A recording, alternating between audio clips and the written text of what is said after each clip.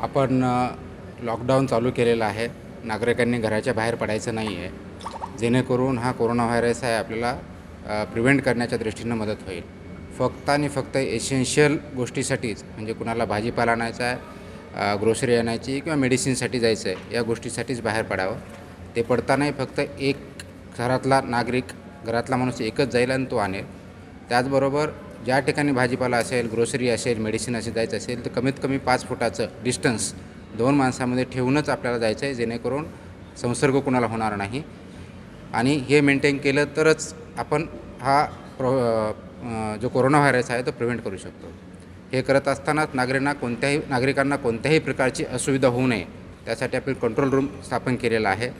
पहिला जो control room होता त्यावेळेस 1 नंबर होता, आता आपण कंट्रोल रूम कोरोनाच्या बाबतीत 2 नंबर केलेला आहे.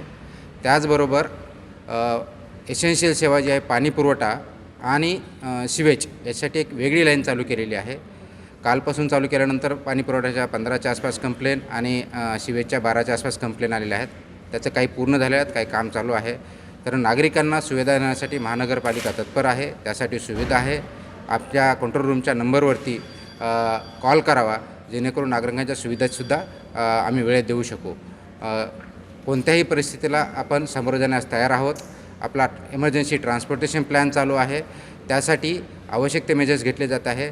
अपेक्षा आहे नागरिकांनी याबाबतीत सहकार्य करावं. 31 तारखेपर्यंत घराच्या बाहेर कुणीही एसेन्शियल सर्व्हिसेससाठी पडू नये.